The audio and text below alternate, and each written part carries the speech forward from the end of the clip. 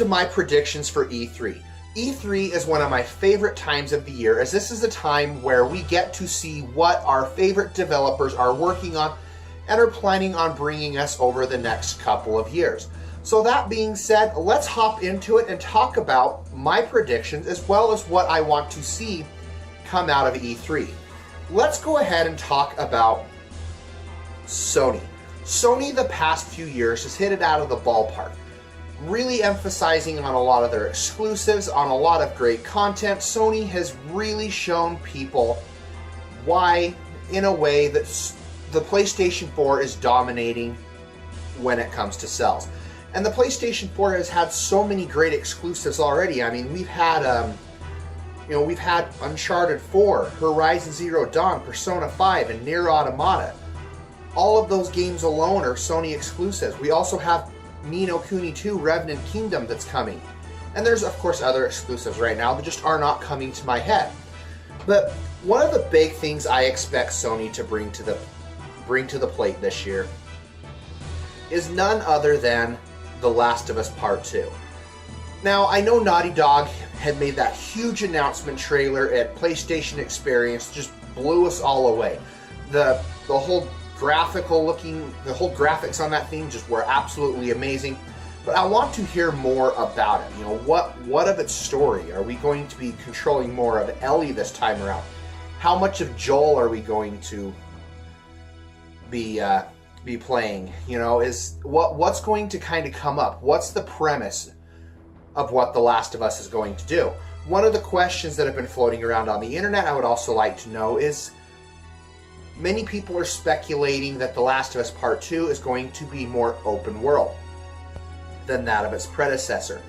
This is something that excites me, because Naughty Dog seems to be one of those developers who are very good at telling a narrative inside of a video game and keeping it relevant, and really make both sides who like those types, who like open world games, and people who like story-driven games happy.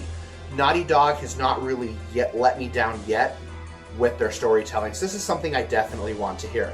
You know, The Last of Us, I also want to hear more the general direction that they're going to take this in as well. Another big thing that I think we are going to hear from Sony and Naughty Dog is, of course, Uncharted: The Lost Legacy. The Lost Legacy is the newest expansion to Uncharted 4. It's a DLC that basically has Nadine and Chloe as the main characters. Two people from the Uncharted universe who are flat out awesome, and I can't wait to get my hands on a copy of this and find out what the hell Chloe has been up to. Chloe's just awesome. I love her character, and I'm looking forward to being thrown back into that Uncharted universe and yet again going on another adventure with these characters that I have fallen in love with over the past 10 years.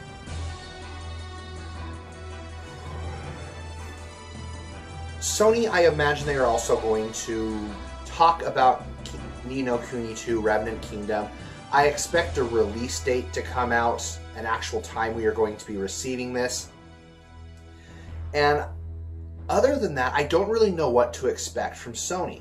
Sony is always kind of full of surprises. They're always working with other developers, working on different exclusives. You know, who knows this E3 what they are going to bring. Sony always kind of has a way to try to come along and steal the show. And I'm very curious to see what exactly Sony has planned for this year. I am sitting on anticipation, waiting to see what they announce. Now let's talk about Microsoft. Microsoft is, I feel that they have kind of not presented a huge show like Sony has. They definitely come to E3, shown off experience, and shown off their games, but they haven't really packed the punch that Sony has over the past few E3s.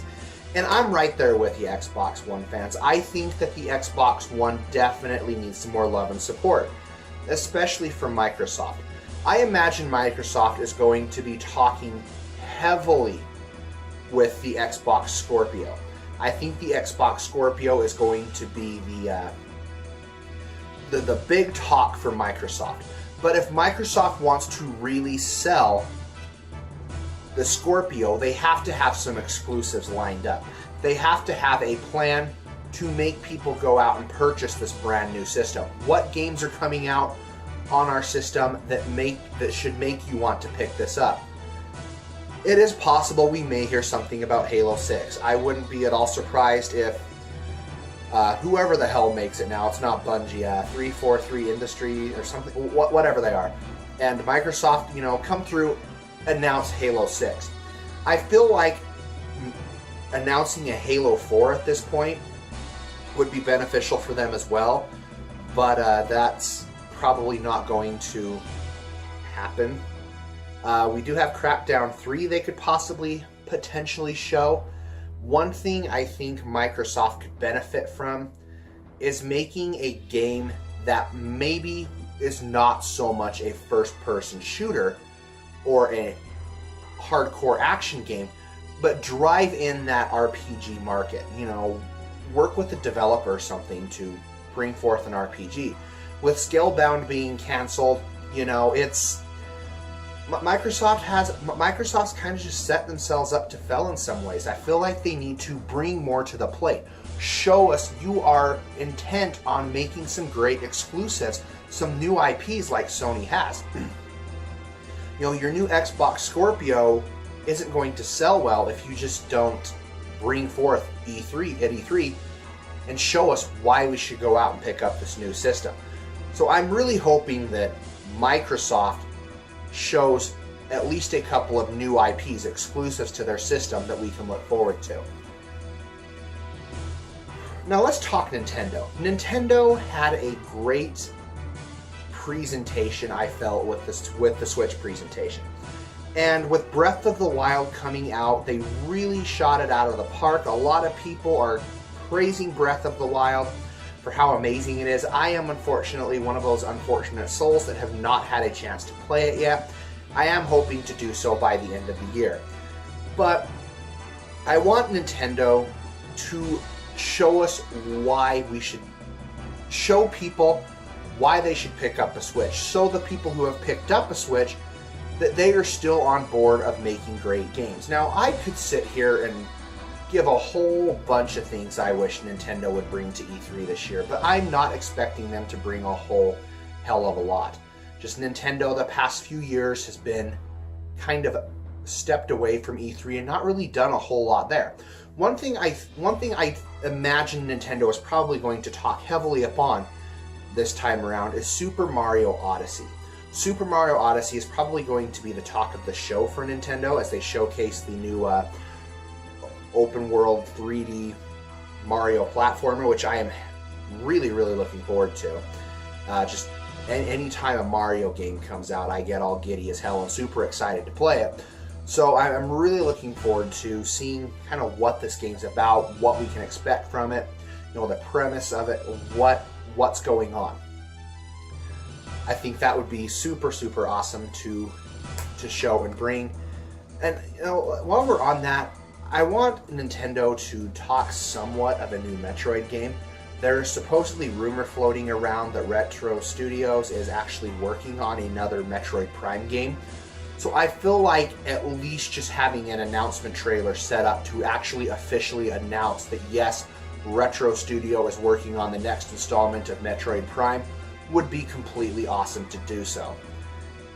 I imagine we'll probably see some things from Nintendo regarding their new mobile phone direction that they're going, as well as some love and support perhaps for the Nintendo 3DS. But I feel like Nintendo needs to focus really heavy on a lot of their other IPs and kind of just show people that over the course of the years, this is what we plan on doing. Even if it's a plan, it's better than nothing. Square Enix has nailed a lot during E3 the past few years. I have been happily pleased with the direction that Square Enix has gone over the past little bit. Final Fantasy 15 being released, talking about Kingdom Hearts 3 being released, Nier Automata that came out this year that was praised and became a critical success. We've had titles such as Dragon Quest Builders that was a surprise. You know, them doing the Dragon Quest Heroes 1 and 2. Square Enix has been on fire. And they are showing signs that they are still able to create great experiences of these franchises that have been around for years while still maintaining their Western market. And I imagine we're much going to get a diversity of both in a way. I would think that Square Enix does have some plans for some new RPGs or some new games coming from their Japanese studio. But I really think we're going to heavily see a lot implied, especially with the whole Avengers Assemble hashtag they did back in January, talking about how they were working with Marvel on superhero video games. I expect to hear something from that. I expect to see at least a trailer, maybe a glimpse of a game or something, at least an announcement trailer. Hey, this is the project we're working on with Marvel, and bring that to the plate.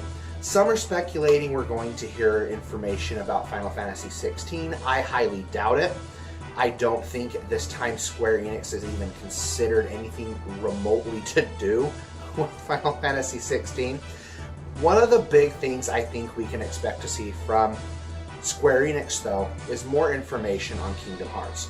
It's already been rumored that Kingdom Hearts is going to be released next year, and I know take that with a grain of salt because we've been told that pretty much since 2014, every year that we're going to get it, and it hasn't happened yet. But I expect Nintendo to make some Nintendo cut. I expect Square Enix to make a big announcement revolving Kingdom Hearts. I'm not expecting a release date, at least not yet. If they do, great, give it to us. I'm ready for it. But I want to know what Final Fantasy characters we can expect from Kingdom Hearts, what worlds from Disney we can expect from Kingdom Hearts, what other returning worlds can we expect.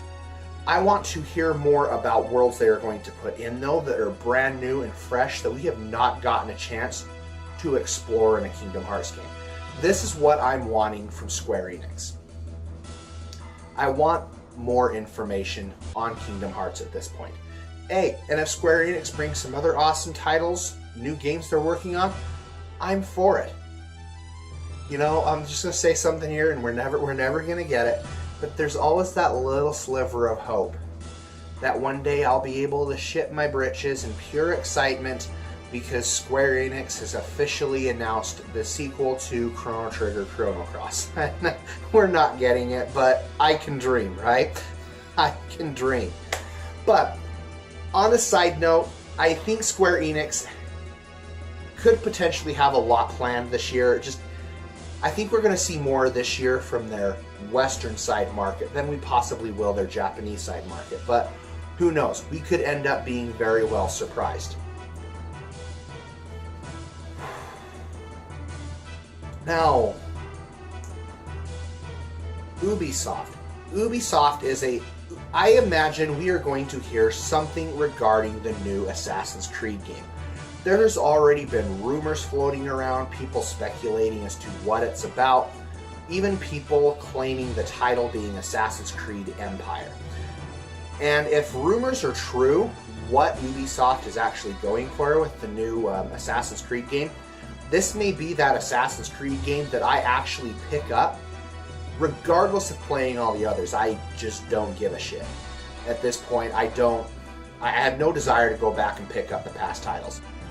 I played Assassin's Creed 1, and I haven't played 1 since. I tried to get into 2, but couldn't.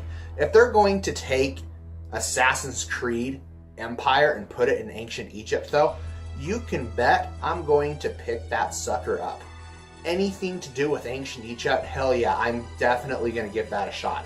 I love ancient Egypt. I have since I was a little tyke, and anything remotely related to that, I'm going to gobble up. So, Assassin's Creed Empire, if it's true, well, definitely going to pick it up. One other thing I think we can heavily expect from E3 this year is CD Projekt Red giving us more information regarding Cyberpunk 2077. mean, you go figure, CD Projekt finished up their DLC for The Witcher last year. They finished up development on The Witcher, the actual game, in 2015. So it's been 2 years since that game has been released. I think it's due time for CD Projekt to come out and show what they've been working on with Cyberpunk 2077. Even if it's a little bit of gameplay footage or more trailers from cinematics or things like that, or general directions of the story and where they're going to take this. I think this is something a lot of people are expecting to hear from E3. I've actually seen a lot of talk floating around online with people talking about Cyberpunk 2077. I personally am excited for this. I think CD Projekt Red has done a great job on creating The Witcher. Just all three of The Witcher games have been really, really solid games over the years, but The Witcher 3 just, did everything right. It got praised for a reason. It's become popular for a reason. And now that CD Projekt Red has rise to that, I feel like they've got great potential to keep this ball rolling. And I'm really waiting to see what they plan on doing. Next studio I want to talk about is Bethesda. There are people out there who are speculating that Bethesda may bring Elder Scrolls 6 to the plate and show, hey, here's Elder Scrolls 6. We're working on it and it's coming out sometime this year. I've heard people speculate that. I don't know if that's true at this point or not. I mean, we could be surprised, but I don't think that's what Bethesda Studios necessarily has brought to the table. They have announced that they do have some IPs that they're working on. One of the major IPs that people are speculating that they're working on, and I hope they are working on, is The Evil Within 2, or The Evil Within sequel. I feel that game was a great start to a great franchise. It was creepy as hell. The story was convoluted as hell.